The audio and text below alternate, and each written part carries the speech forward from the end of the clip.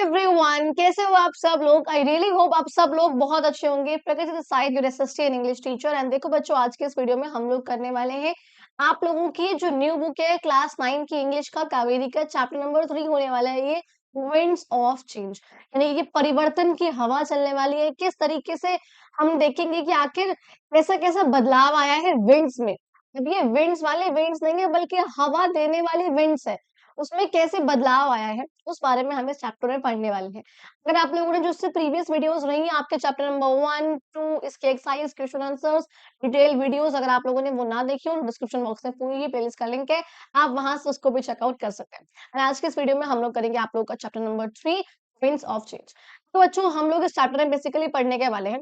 आप लोगों ने कभी घर में जो फैंस होते थे पहले, हाथ पंखा जिसे बोलते थे, जिससे हाथ से हवा करते थे, कपड़े के या जूट के या बैम्बू के बने हुए, देखिए लाइट चली गई। देखो आप लोग तो अभी 9th क्लास में आओ, ऐसा नहीं होता यूजुअली। अगर अगर आप लोगों को बचपन की चीजें याद हो तो अलग बात है।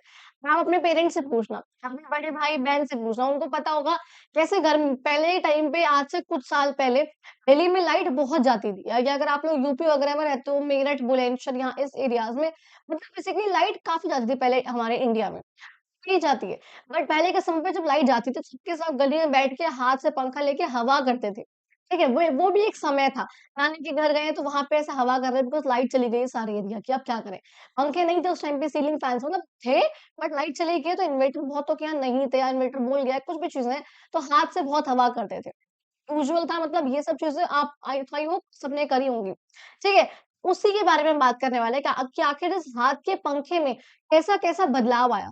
किस प्रकार के ये हाथ के पंखे जिनसे हम हवा करते थे, हुआ करते थे, किस किस स्टेट में अलग अलग हुआ करते थे, कितने टाइप्स के, कैसे कपड़े के, कैसे एम्ब्रॉयडरी के, किस मटेरियल के बने हुए, ये सब हुआ करता था। हमारा चैप्टर थोड़ा सा प्रैक्टिकल है, अच्छे से समझना, बहुत इजी है, ऐसा कुछ भी इसमें तुर्रम खा वाली बात नहीं है। बहुत ईज़ी, बहुत प्यारा इंटरेस्टिंग सा चैप्टर है ये, नॉर्मल सा। ठीक है जी? तो चलिए बिना किसी देरी के अपने इस वीडियो की शुरुआत करते हैं। देखो, आप लोगों को पता है ये जो एक्सरसाइज़ है थोड़ी देर बाद कराऊँगी आप लोगों को, बिकॉज़ जब तक आपने चैप्टर नहीं समझा होगा तब तक आपको ये वाली मैं नहीं कराती हूँ। पहले हम थोड़ा-सा चैप्टर को पढ़ते हैं, एक पार्ट होने के बाद उसी के बाद हम लोग यहाँ पर आते हैं। ठीक है जी? देखो, बात करते हैं रीडिंग फॉर मीनिंग, यानी कि अब हमें पढ़ना स्टार्ट करना है। क्या लिखा है यहाँ पर? कहते हैं द वर्ड पंखा और पंखा originates फ्रॉम द वर्ड पंख, यानी कि फेदर ऑफ अ बर्ड। पंख किसके होते हैं? बर्ड के फेदर होते हैं ना, उसके पंख होते हैं निकले हुए, उसे हम बोलते हैं पंख। तो कहते हैं ये पंखा वर्ड जो है उसी पंख से आया है, उस फेदर से आया है। ठीक है, जो कि उस बर्ड के, बहुत सारी बर्ड्स के बेसिकली होते हैं, बर्ड्स के होते हैं। Pankha is used to refer all fans, whereas the word pankhi denotes a small plumed fan used in ancient India. और ये बहुत सिंपल बात है। कहते हैं पंखा तो जो है सारे ही फैंस के लिए, जो सीलिंग फैन है या साइड वाला फैन है, रूम फैन है, कुछ भी यहाँ पर फैंस है, उन सारे पंखों के लिए जो इस वर्ड इस्तेमाल हुआ है दैट इज कॉल्ड पंखा। लेकिन पंखी वर्ड सिर्फ और सिर्फ, मतलब यहाँ पे ऑल पूरे इस चैप्टर में जो पंखा वर्ड है आप लोगों का वो इसी प्रकार के पंखे के लिए इस्तेमाल हुआ है। और यहाँ पे अलग से कह रहे हैं कि जो पंखे वर्ड यूजुअली ऐसा होता था कि पंखी कहते थे इससे पहले के टाइम पे। आपको ये दिख रहा है जो नॉर्मल हमारे फैन्स हुआ करते थे, अलग-अलग मटेरियल के बने हुए हैं, कहीं बैम्बू का बना हुआ है, किसका, इस तरीके से ये हुआ करते थे। हाथ का पंखा जिसे बोलते थे, हाथ से डंडी को पकड़ा और ऐसे-ऐसे हवा करते थे। डंडी को पकड़ा और ऐसे-ऐसे हवा करते थे। दैट वाज़ कॉल्ड एज़ पंखा या पंखी। ठीक है, उसकी बात करी हुई है। कहते हैं evidence of the existence and use of pankhi in India can be found in Buddhist wall paintings at Ajanta. कहते हैं यहाँ पर, ये अजंता केव से बेसिकली ये महाराष्ट्र में है। कहते हैं कि यहाँ पे हमें इसका ना पंखी के कहीं ना कहीं एविडेंस दिखते हैं कि यहाँ पे इसका इस्तेमाल हुआ था। कहीं पे निशान दिख गया, कहीं पे डंडी है, या कभी कहीं पे हमें उस प्रकार का कपड़ा पड़ा हुआ दिखा है जो कि वहां पर उस टाइम पे यूज होता था। तो इसका एविडेंस जो है, इसका सबूत हमें कि उस समय के लोग भी ये यूज करते थे, वो अजंता की केव्स पे हमको देखने को मिलता है। बेसिकली ये दिखा रखा है कि हाँ, पहले के समय से इसका यूज होता आ रहा है। कहते हैं these wall paintings date back to second century C, यानी कि एक तरीके से अगर सेकंड सेंचुरी है, इसका मतलब क्या हुआ, अभी देखो सीई है। अब आप लोगों को याद है ये सब चीजें जो आप लोगों ने आपके एसएसटी में पढ़ी हुई है, सोशल साइंस में सब पढ़ाया हुआ है। इस तरीके से यहाँ पर इसे हम बोलते हैं क्राइस्ट का बर्थ हुआ था। इससे पहले का जो टाइम था that is called before common era, या फिर इसको पहले हम बोलते थे बीसी, यानी कि before Christ. That was the other part, जो कि आफ्टर क्राइस्ट है, उसे हम बोलते थे एनो डोमिनी, यानी कि after the birth of Christ. Basically Lord के आने के बाद, जो कि उन लोगों के लॉर्ड थे, तो हमने इसका नाम जो है चेंज करके हमने सीई करा था, यानी कि कॉमन एरा। इसमें हमारा अभी चल रहा है 2000, 25 basically it is our 21st century and 22nd century में कौन आया था? नहीं, मेरे घर पे कोई नहीं आया, डोरेमोन आएगा। ठीक है, सो ये डोरेमोन आएगा 22nd सेंचुरी में। अभी क्या चल रही है? 21st century. 21st सेंचुरी का मतलब क्या है बेटा?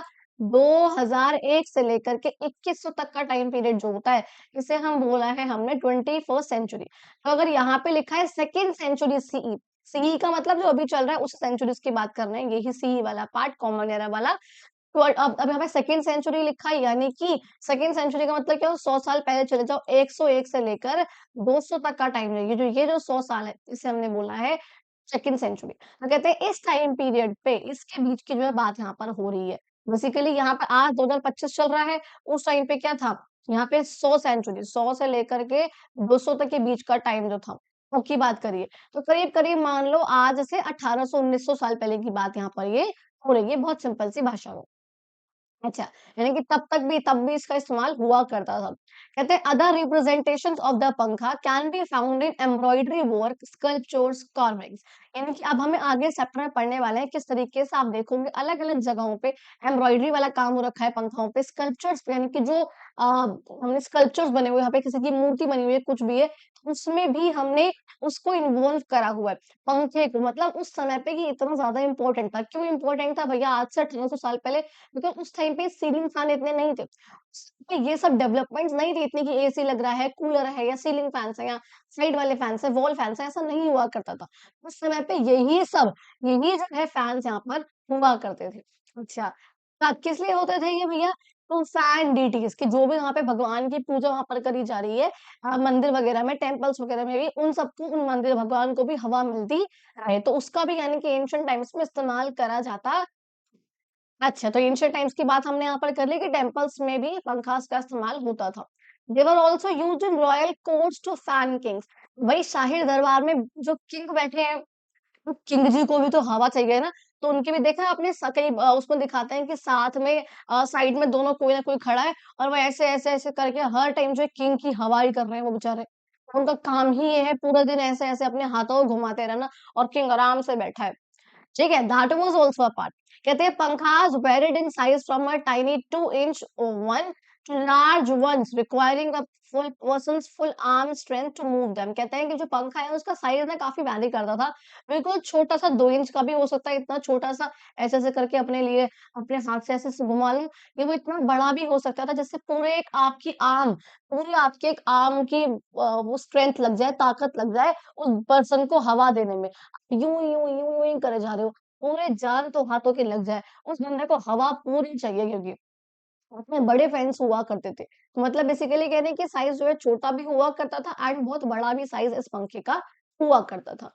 Over time, पंखास became significant cultural goods distributed through trade routes। अब ये इसकी सिग्निफिकेंस इतनी बढ़ गई कि अब ये जो भी ट्रेड के रूट्स है, जहाँ से इम्पोर्ट एंड एक्सपोर्ट हो रहा है। इम्पोर्ट का मतलब क्या होता है बेटा? मैंने सिर्फ समझा रखा है आप लोगों को सोशल साइंस में।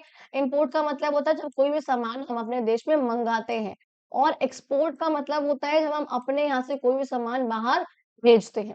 ठीक है? अच्छा, तो कहते हैं पंखा जो है इतने ज़्यादा सिग्निफिकेंट बन गए, इतने इम्पोर्टेंट बन गए कि जो भी यहाँ पर सामान जा रहा है ना, कोई और गुड्स जा रहे हैं, कोई और सामान जा रहा है, उसके साथ-साथ इसको भी भेजा जाने लग गया। जो ट्रेड के रास्ते थे वहाँ उनमें। They were considered exotic and stylish. जहाँ वो पहुँच जाए ना, फर्स्ट सपोज़ इंडिया में आए हैं, फिर किसी और कंट्री में आए हैं, उनको मानते थे भाई पता है कि बहुत दूर से आए हैं और देखो कितने स्टाइलिश से हैं, आप यहाँ बैठे-बैठे हवा कर सकते हो अपनी। आपको कहीं जाने की ज़रूरत नहीं है। आप बैठे-बैठे अपने हाथ ऐसे घुमाओ और हवा होती रहेगी। मतलब इतने ज़्यादा सुंदर। बिकॉज़ अभी आपको सिर्फ ये नहीं समझना है कि हाँ, बस सिंपल से कपड़े के हैं या बैम्बू के हैं वो जा रहे हैं, नहीं। अभी आप देखोगे कि कितनी ज़्यादा वैरायटी के ये जो पंखे हैं ना, उनका गुड्स, उनका ट्रेवल होता था, ट्रेड होता था। वो इतने ज़्यादा सिग्निफिकेंट बन चुके थे कि अलग-अलग जगहों से उसके कल्चर के अकॉर्डिंग उसकी डिमांड बहुत ज़्यादा होती थी। ठीक है? अच्छा, कहते थे although there was substantial commonality in their use across India. हालाँकि ऑब्वियस सी बात है, कॉमन तरीके से सब उसका इस्तेमाल कर रहे हैं। लेकिन different villages and towns developed their own varieties of traditional पंखा। भई देखो सिंपल सी बात है कि स्टार्टिंग में क्या हो रहा था कि नॉर्मल जो पंखा है उसका ट्रेंड हो रहा है।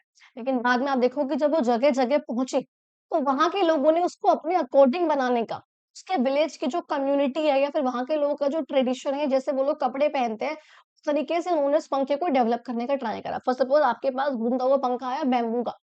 आपने कहा अच्छा ये चीज़ तो बढ़िया है, अच्छी हवा हो रही है इससे। लेकिन आपने फिर क्या करा, आपने देखा इस बैम्बू के इसको पंखे को मैं कन्वर्ट तो कर सकता हूँ। मैं इसमें अपना कपड़ा लगाता हूँ, मैं इसमें अपनी कोशिश एक सेकंड हाँ, ठीक है। मैं इसमें अपना कपड़ा मुझे माइक चेक करना पड़ रहा है कि माइक कनेक्टेड है ना बिकॉज़ लास्ट टाइम आपको पता है पॉट मेकर वाली वीडियो में माइक डिस्कनेक्ट था शायद से पता नहीं क्या इश्यूज़ थे कि माइक कनेक्ट ही नहीं हो पाए। बच्चों को इतनी ऑडियो डिस्टर्बेंस रही बाहर से नॉइज़ की, तो मुझे मैंने परसों ही वीडियो अभी दोबारा उसकी अपलोड करी है रीशूट करके। तो काफ़ी प्रॉब्लम्स हो गई थी, अच्छी बात नहीं है वो चीज़। हाँ, तो मैं क्या कह रही थी that they were when I was तो वो सपोज़ यहाँ पे आपने सोचा यार मैं इसमें अपना कपड़ा लगाकर जो हमारे कस्टम का कपड़ा है इतना सुंदर एम्ब्रॉयडरी वाला, प्रिंट वाला मैं वो लगा के इसको बनाता हूँ और फिर मैं इसको आगे सेल करूँगा। तो आप इस थिंकिंग के साथ अपनी अलग-अलग कम्युनिटीज़ जो है उसको ट्रांसफ़ॉर्म करने लगी, उसको अपने तरीके से डेवलप करने लगी और इस तरह से बहुत सारी वैराइटीज़ बन गई इस पंखे की। तो कोई कैसी कोई महाराष्ट्र की अलग, गुजरात की अलग, मध्य प्रदेश की अलग, यूपी की अलग, तमिलनाडु की अलग मतलब इस तरीके से बहुत सारी वैराइटीज़ जो है इसकी वो बनने लग गई। ईच प्लेस हर एक प्लेस ने डेवलप करा पंखा अपने अलग-अलग मटेरियल्स का और अपनी variety of intricate designs. Intricate का मतलब क्या होता है कि बहुत ही बारीक-बारीक से डिज़ाइन करके उसके ऊपर अपनी अलग एम्ब्रॉयडरी करके, अपने अलग-अलग मटेरियल से आपके पास आया बैम्बू का, आपने उसको बना दिया सिल्क का, एक ने बनाया कॉटन का, एक ने बनाया हौजरी का। अलग-अलग जो है कपड़े के अलग-अलग मटेरियल्स के जो है ये बनने लग गए। That set them apart from one another जो कि एक को दूसरे से अलग करते थे। वो बैम्बू का है उसने बना दिया पाम लीफ का, वो बैम्बू का है उसने बना दिया सिल्क का। एक दूसरे से ये अलग भी इसी चीज़ से होने लग गए थे। उसमें पंखा है, हवा तो वो सेम करेगा सेम साइज़ का पंखा, लेकिन अब आप उसको एम्ब्रॉयडरी करके अपने कल्चर का, अपने कस्टम का, अपने ट्रेडिशन का लुक डाल के उसके अंदर उसको अच्छा बना सकते हो। उसको डिफरेंट क्रिएट कर सकते हो बाकियों से और इस तरीके से वो सारे ऑल ओवर इंडिया ट्रैवल करेगा तो अलग-अलग जगह की कम्युनिटीज़ अपने ट्रेडिशंस के अकॉर्डिंग उसको जो है मॉडिफाई करती रहेंगी।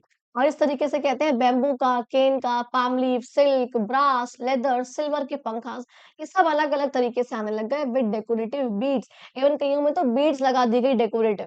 ठीक है? और स्टोन्स का इस्तेमाल करा गया उसको सजाने के लिए, शेल्स का इस्तेमाल करा गया उसको सजाने के लिए, जो छोटे-छोटे व्हाइट से कलर के देखे हैं ना शेल्स, इस तरीके से, वो वाले इस्तेमाल करे गए।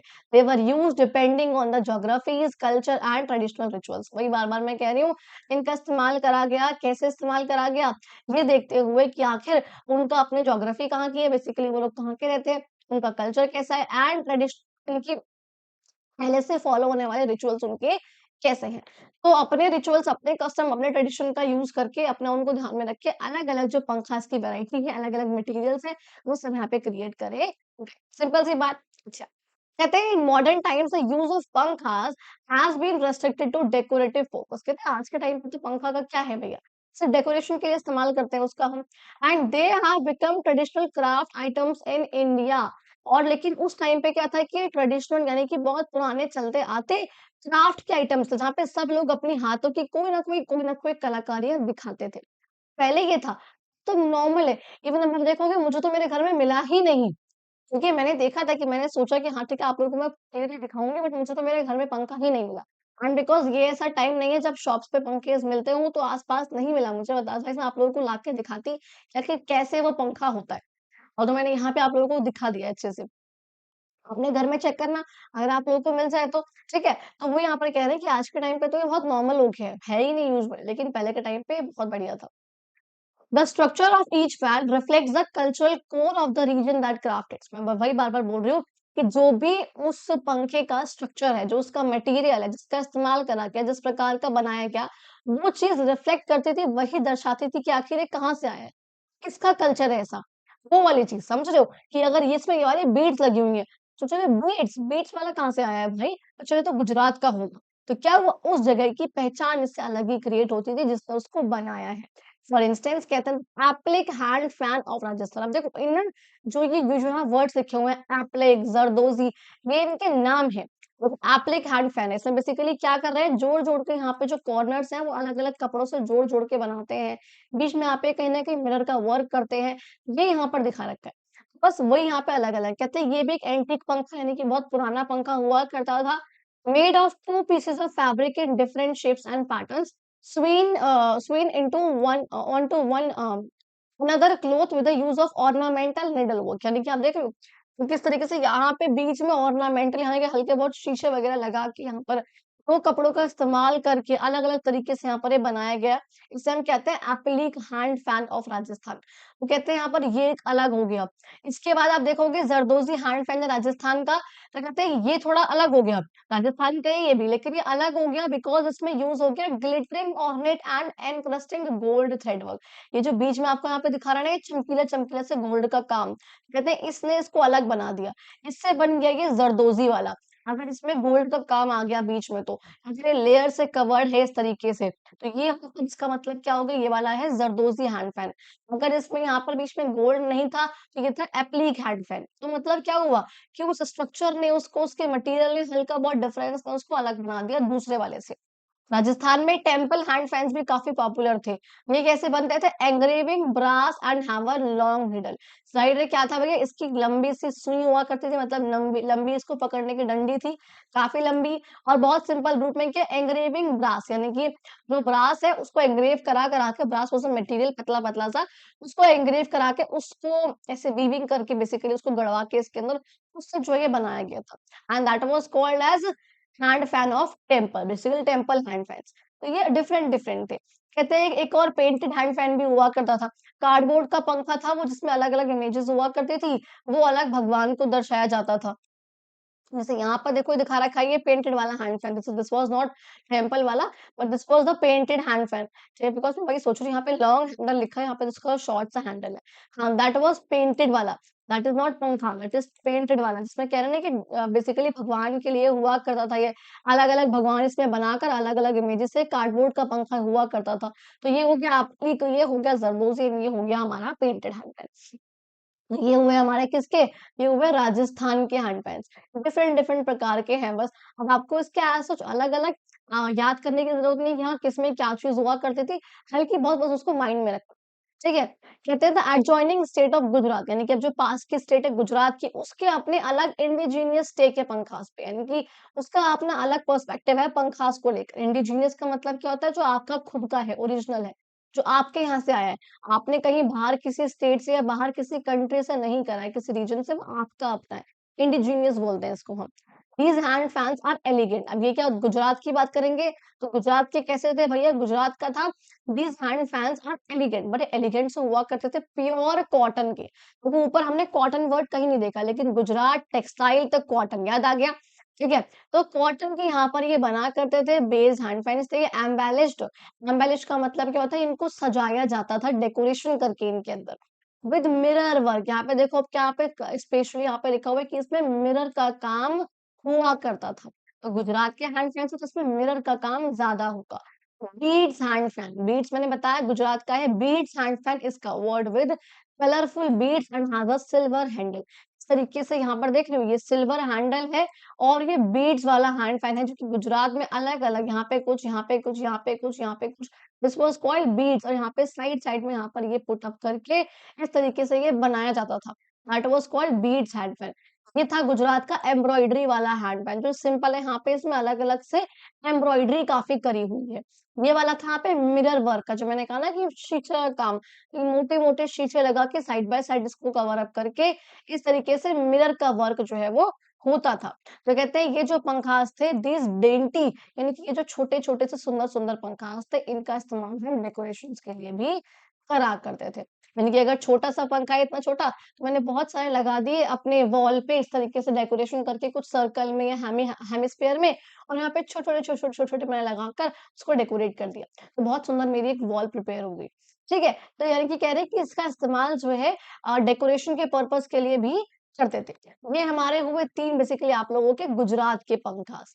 ठीक है? अच्छा, कहते हैं Kutch is recognised for its hand stitched leather fans. क्योंकि आपको साइड में दिख रहा है ये, तो हाथ से सिले जाने वाले लेदर फेंस के लिए भी कच्छ, देखो आपको दिख रहा है यहाँ पर ये आंटी जी हैं, और ये किस तरीके से हवा कर रही है अपनी पोती की।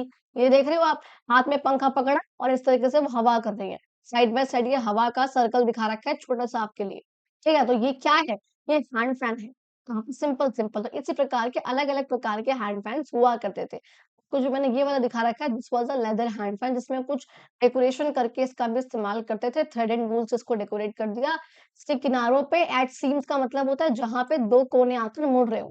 जो 2 कपड़े आप मुड़ रहे हो दैट वाज़ कॉल्ड सीव्स। कहते हैं गुजरात की industrious home based women workers, यानी कि जो गुजरात के ऐसे लोग जो बहुत काम करते थे, जो बहुत हार्ड वर्किंग थे, जो वुमेन की वर्कर्स हैं, यानी कि जो वुमेन थे, जो बहुत काम करा करती थी, दे वर्क्ड टायरलेसली और बिना थके बहुत काम करती थी इस हैंडीक्राफ्ट में, जो ये हाथ से बनाने की जो ये कला है पंखा बनाने की, ताकि वो एम्ब्रॉयडरी वाले हैंड फैन्स बना सके जिसमें मिरर वर्क का इस्तेमाल कर सके। ये दिख रहा है आपको, बिकॉज़ देखो मशीन से तो उस टाइम काम होते नहीं थे। हाथ से काम हो रहे हैं सारे, तो कहते हैं कि वुमेन जो थी यहाँ पर, जो फीमेल्स थी, उन लोगों ने भी दिन-रात जागकर बहुत मेहनत करके काम किया था, अलग-अलग प्रकार के पंखास को बनाने में। और खासकर कच्छ की औरतों ने, कच्छ की लेडीज़ ने ये मिरर वर्क को बनाने में काफ़ी इस्तेमाल, काफ़ी काम किया था, साथ-साथ एम्ब्रॉयडरी वाला काम करने में अलग-अलग शेप में, अलग-अलग साइज़ेज़ में आता था। बेसिकली यहाँ पर क्या बनाया गया है, बताया कि यहाँ पे आपको वुमेन का भी रोल बता दिया गया है कि आखिर वुमेन का क्या रोल था इस पंखा मेकिंग में। तो कहते हैं भैया बहुत ही इम्पोर्टेंट रोल था, बिकॉज़ इन लोगों ने भी पंखास बनाए थे। सिंपल है, ये बात क्लियर है, समझ में आ गई ये चीज़? ठीक है जी। कहते हैं artisans in Bengal make delicate pankhas from the beautiful milky white spongy centre. कहते हैं जो यहाँ पर बंगाल में जो आर्टिसंस हुआ करते थे, जो हाथ से कलाकारी करने वाले लोग हुआ करते थे। अब देखो हम कहाँ पे आ गए, अब हम आ गए बेटा आप लोगों के बंगाल वाले पार्ट में। हम लोगों ने अभी ऊपर क्या पढ़ा, हमने राजस्थान पढ़ा, हम लोगों ने गुजरात पढ़ा। गुजरात में ये जो अपर वाला एरिया है कच्छ का, हमने थोड़ा-सा वो भी पढ़ लिया। अभी तक हमने ये 3 चीज़ें पढ़ ली हैं।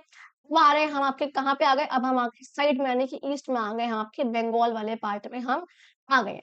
तो कहते हैं बंगाल में डेलिकेट यानी कि बहुत नाजुक से पंखास बना करते थे। इस beautiful milky white spongy centre से 16 का। बेसिकली देखो 16 क्या था, 16 एक वाटर ग्रास थी। वाटर ग्रास का मतलब होता है एक डिफरेंट टाइप ऑफ ग्रास जिसे हम बोलते हैं, उसका नाम था 16। तो कहते हैं इस तरीके से यहाँ से ये बनता था। इससे बन रहा है वो पंखा। सोचो कितना ही डेलिकेट होगा।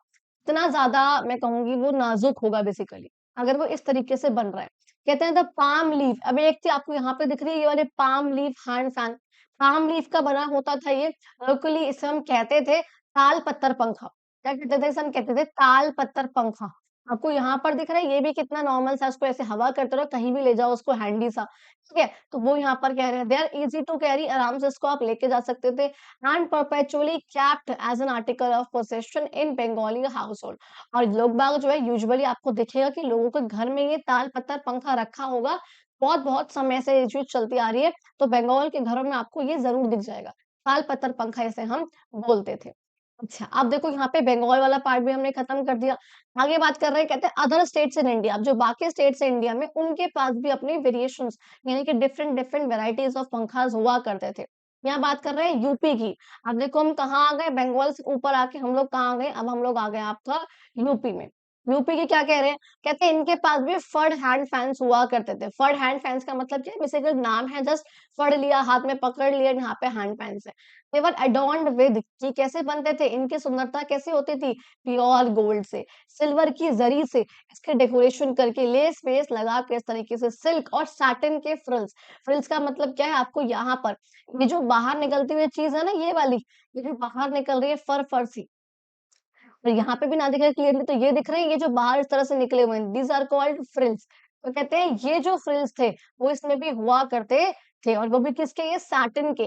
सैटिन का कपड़ा जो होता है कैसा होता है पता है, बहुत चिकना सा होता है। कहते हैं उसके जो है ये बना करते थे। तो ये यहाँ पर यूपी के अलग अलग बता रखे हैं कि गोल्ड सा हल्का बना हुआ है, सिल्वर की जरी उसमें लगा रखी है, डेकोरेशन कर रखी है बाउंड्री से, एंड सिल्क का है, और सैटिन की फ्रिल्स बनी हुई है उसको की तरह। तो ये जो है यूपी के थे। अच्छा यूपी के बाद, अच्छा एक और चीज़ यहाँ पे क्या बोल रहे हैं, कहते हैं the large palm leaf fans, तो बड़े-बड़े पाम लीफ के बने हुए फैन्स हुआ करते थे। उड़ीसा के और बिहार के colourful and sturdy bamboo hand fans, ये वहाँ पे हुआ करते थे कि बैम्बू के बने हुए। अब देखो कहाँ की बात करी हमने, यहाँ पर बंगाल से हल्का नीचे आएँगे तो उड़ीसा, मैंने यहाँ पे उड़ीसा की बात करी है, एंड यूपी से मैं हल्का-सा ईस्ट में जाऊँगी दैट इज़ कॉल्ड बिहार, मैंने यहाँ पे बिहार की बात कर ली। कि यहाँ पर कौन-कौन से फैन्स हैं, तो कहते हैं ये सब भी यहाँ पर रिकॉग्नाइज़ थे, इंडिया में हुआ करते थे due to their antiquity and rarity. Antiquity antiquity का मतलब क्या बता रखा है, जो बहुत पहले से चलता आ रहा है, जो बहुत पहले हुआ करता था।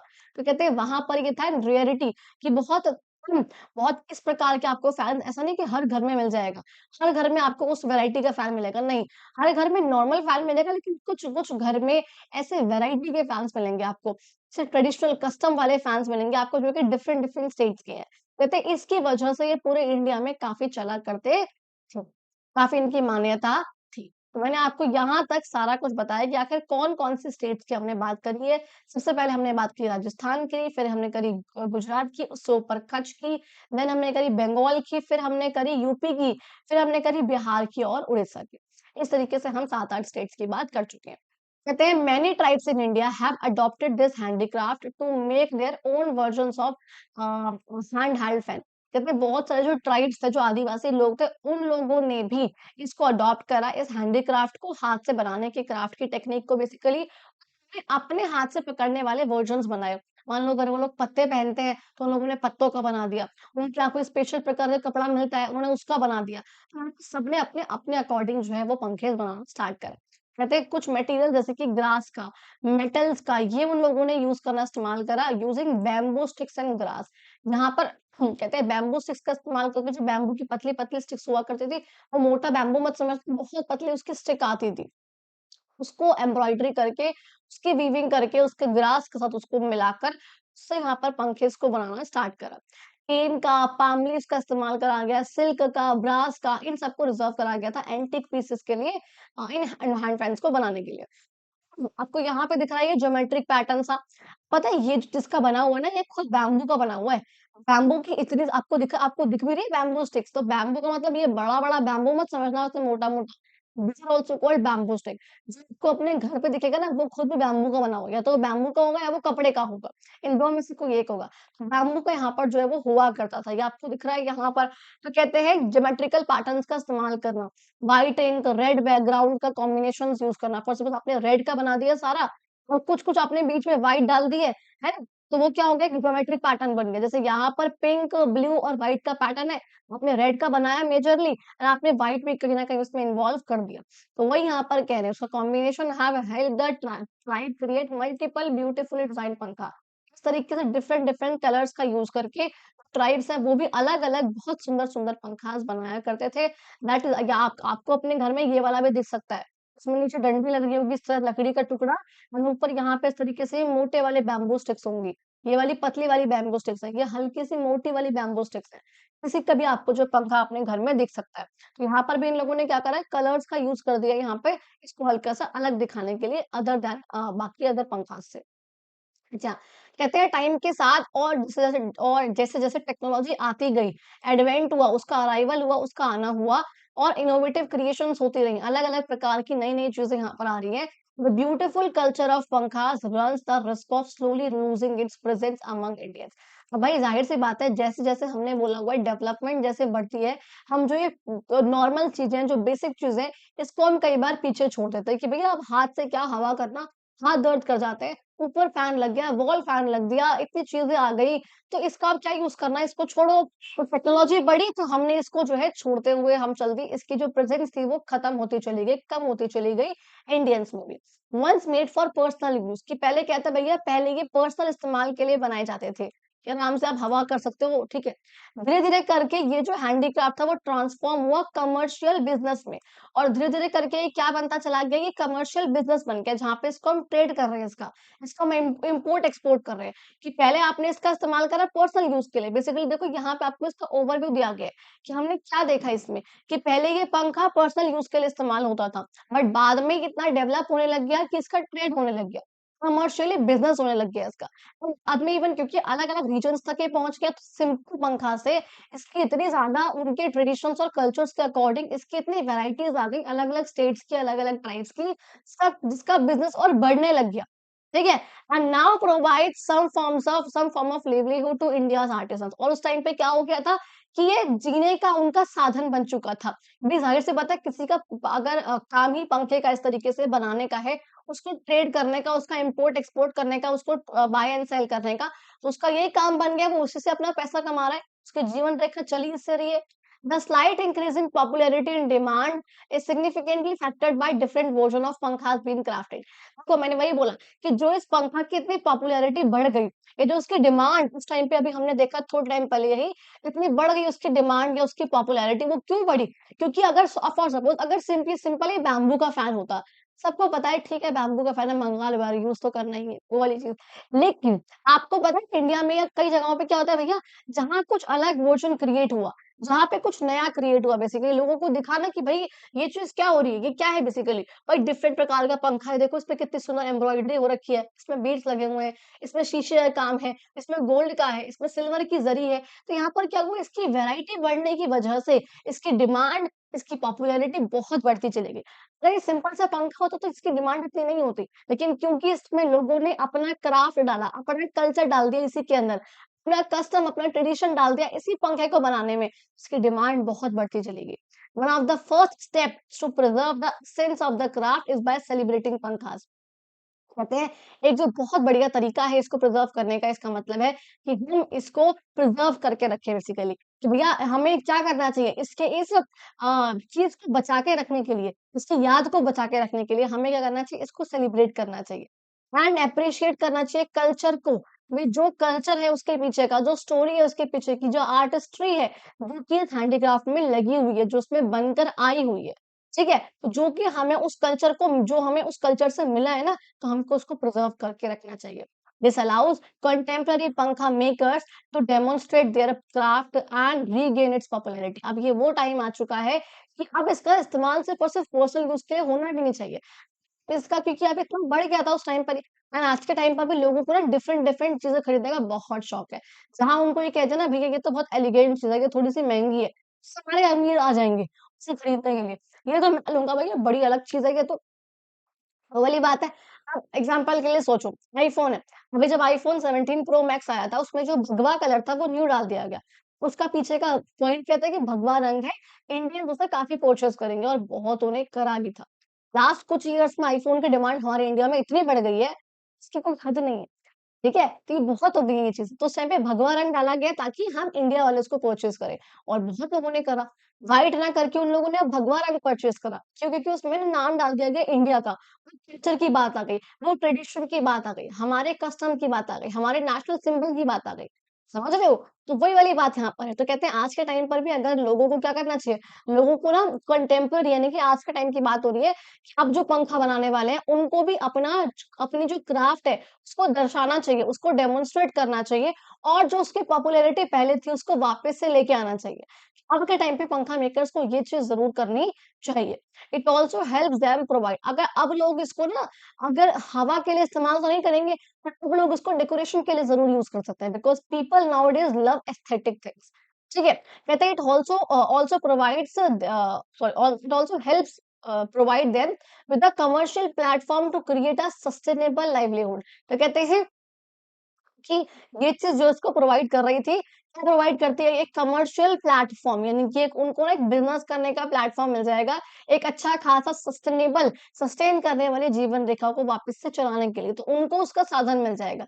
इनिशिएटिव्स जैसे कि आप कुछ नए इनिशिएटिव लेते हो, आप कुछ नया करने का सोच रहे हो, दैट इज़ कॉल्ड इनिशिएटिव। कहते हैं पंखा बनाने का या वर्कशॉप्स लगाओ, चाहे हैंडक्राफ्ट एग्ज़िबिशन्स में लगाओ, उसके अंदर लगाओ, उसके बाहर लगाओ, इससे क्या होगा लोगों के पास तक ये बात पहुँचेगी, लोगों तक ये अवेयरनेस होगी एंड आज के टाइम पे social media, Instagram, reels, shorts ये सब इसका सबसे अच्छा माध्यम है, आपको अपनी पॉपुलैरिटी को रीगेन करने के लिए, आपको अपने सामान को सेल करने के लिए, उसको एक कमर्शियल प्लेटफ़ॉर्म तो आप अपनी प्रोफ़ाइल को, अपनी सोशल प्रोफ़ाइल को ही बना सकते हो।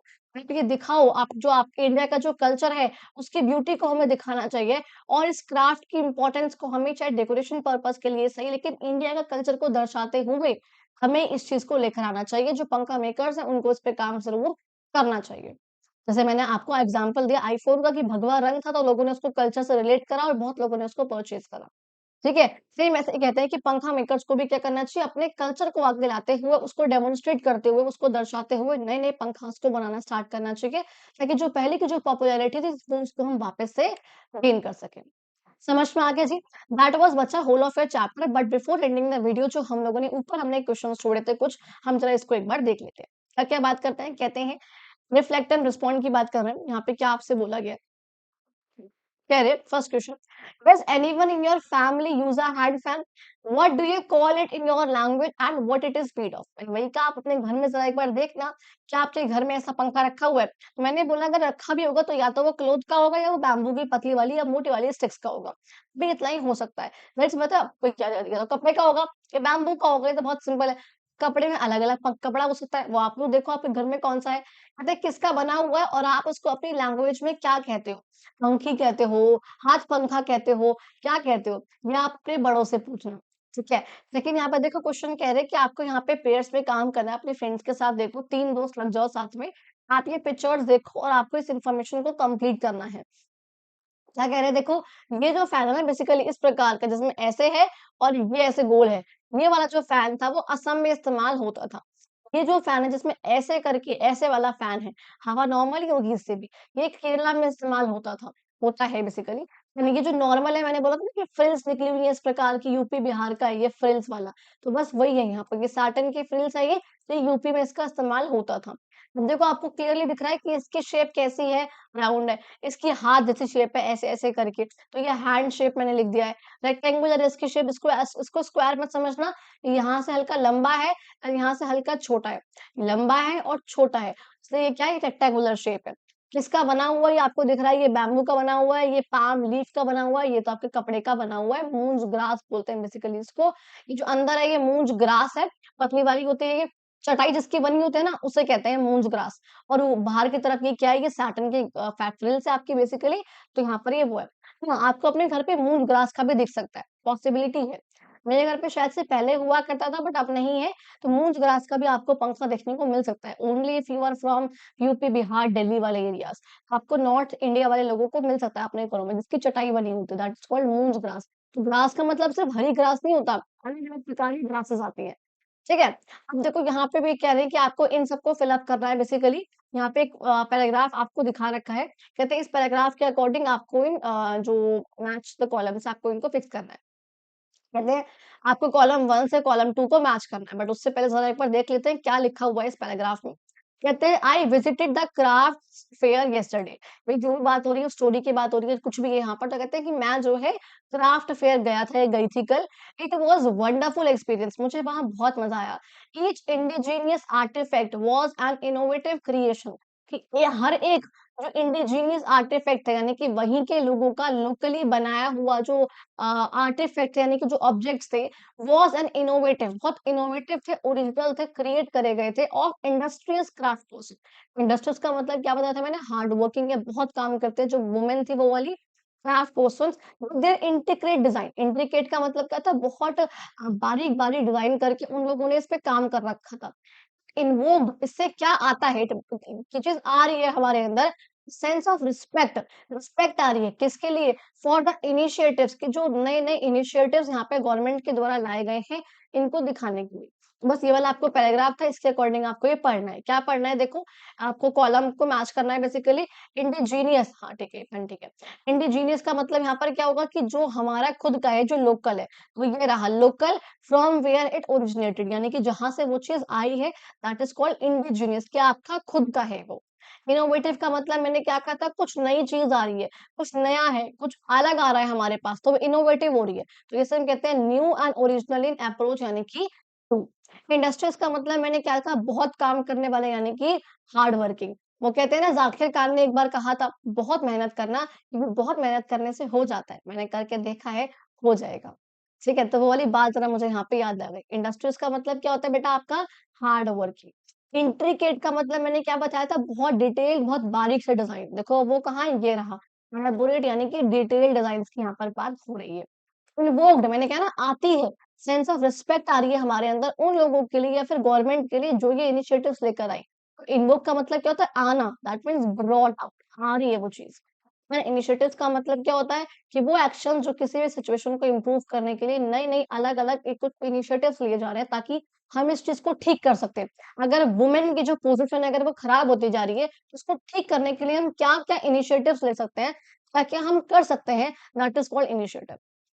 समझ में आ गया जी। That was whole of your chapter बच्चा। इसकी जो विज़न एक्सरसाइज़ थी एंड जो आपका च कंप्लीट चैप्टर था लाइन बाय लाइन, उसको हम लोगों ने समझ लिया है। नेक्स्ट वीडियो में हम लोग बात करेंगे आपकी इस वाले चैप्टर की, जो आप लोगों की बेटा एक्सरसाइज़ है, यानी कि जो ये चेक योर अंडरस्टैंडिंग वाला पार्ट है, इसको मैं नेक्स्ट क्लास में आप लोगों को कवर अप कराऊँगी।